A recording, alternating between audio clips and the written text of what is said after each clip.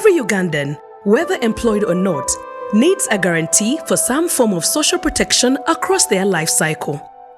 The need for social protection is driven by the fact that irrespective of socioeconomic status, all people are faced with various risks and vulnerabilities which could render them unable to meet their basic needs such as food, clothing, housing, healthcare, and education.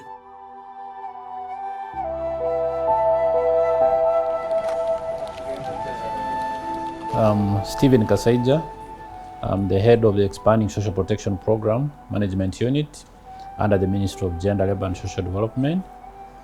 And this program has been in existence since 2010. That's almost 12 years now. And it was started with the aim of trying to address risks and vulnerabilities and shocks which affect our vulnerable populations.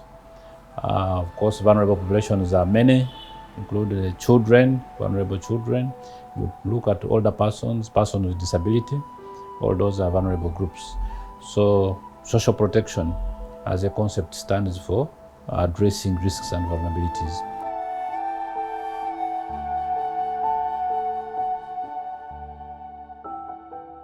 Uganda is currently implementing the Social Assistance Grants for Empowerment SAGE, a program which delivers the Senior Citizens Grant to eligible beneficiaries across the country. The grant is a regular and predictable income support to older persons and vulnerable households. SAGE is part of the Expanding Social Protection ESP program implemented by the Government of Uganda under the Ministry of Gender, Labour and Social Development, funded by the Government of Uganda in partnership with the Foreign Commonwealth Development Office, FCDO, and the Government of Ireland. So as Government of Uganda, we started this program with the support of our development partners, the Government of UK and the Government of Ireland. So we started with a 5-year program which was designed to try and test different modalities of social protection. One of them was to test the cash transfers, or what we call direct income support, to vulnerable groups. And that's how SAGE, Social Assistance Grants for Empowerment, was designed. Under that, we had to start with 2 types of grants. One to senior citizens, that's we call it the Senior Citizen Grant. And then we also had what we call the Vulnerable Household Grant. So we tested those in the first 5 years, but when we evaluated, we found that the Senior Citizen Grant was clear, understandable in the community, whereas the Vulnerable Household Grant was having some challenges in terms of selecting the households, who should be in and who should not be in. So we decided that let us go with one. Since we were still piloting, we kept the Senior Citizen Grant.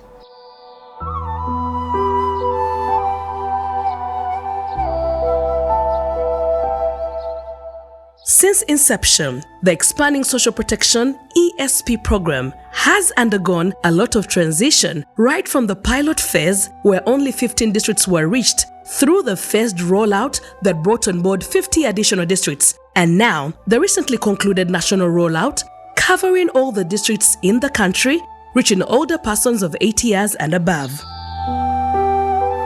Yeah, the Senior Citizen Grant, when we started, we did only first a pilot of 15 districts, and those were in all the regions of Uganda, 1-2 districts per region. So the whole idea was to test the mechanisms of delivering this. Can the cash work? Do we have the systems for delivering it? So all those were tested and we found it worked, and we had all the impacts.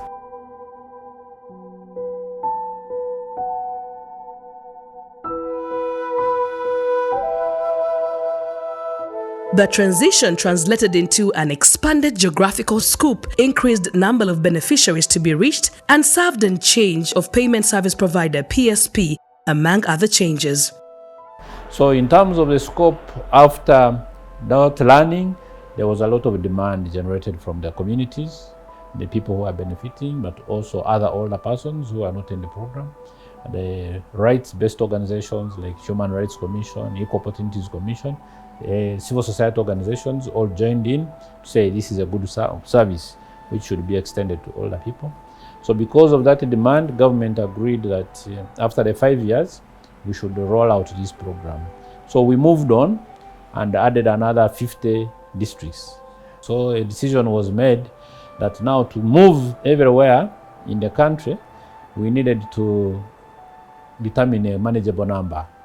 So that's when we agreed that now let us take, instead of saying the oldest 100 per sub-county, let us get a cut-off age. That's how we came to 80 years and above.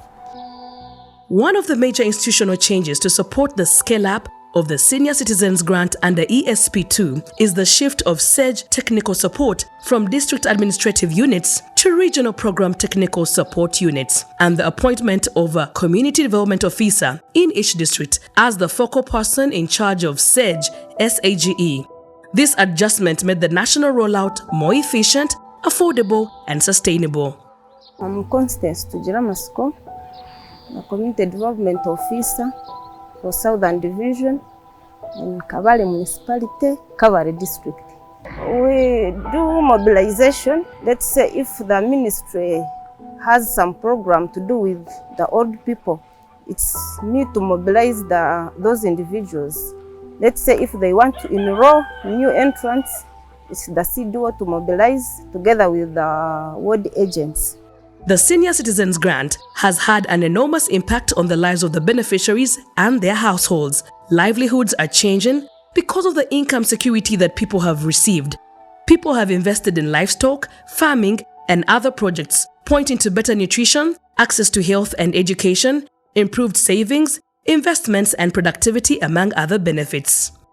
The benefits actually, when it first came, because we were receiving, they told us we were receiving the first bunch of money, we received 25.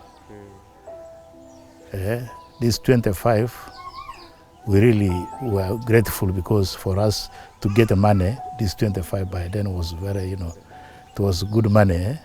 So I could buy a kilo of sugar. I could get at least even call my friends to share. I think today we have got something, call some kwete. So, and then we can also get some meat by that time.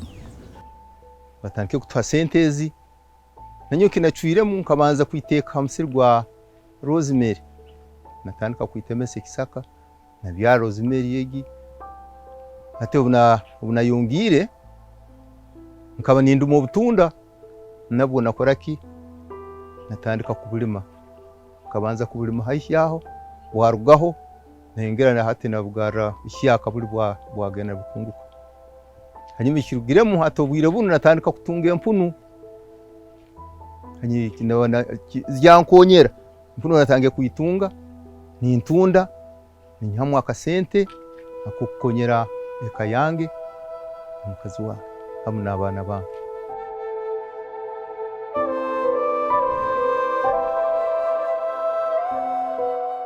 sente ze nakafuna ndoza gire ntwaro nkaga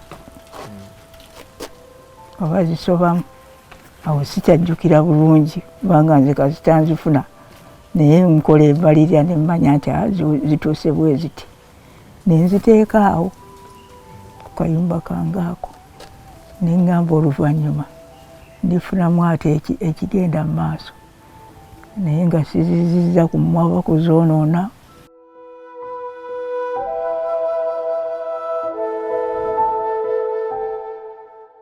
Neyanzire okusoka neyanzirye omusajja nakasoka kasoka okutuwa yatwala emitwalo 15 ninjako 5 10 ningula akabuli tenaira natwa emitwalo 10 ako nabana nabizibuzi nokulyako ako ningula ekintu natwireko 2 ako ningula motete ombuli tete natwa 15 tete ningula makabuli ninkato omusajja natwala buyame kufiirukira bizibu tuli nabyo. Tulina abaana basomi, nze otumula nina abaana basoma. Ebibuuzo bakobera abaana tumwamusyoma asomera bugazi. Naye nga nina akabula kandi akasookera okubyalibwa natundire ninyirukira omwana. Kale nze nkola atundyaku ninkoleseraku ndyaku ndeka akabula.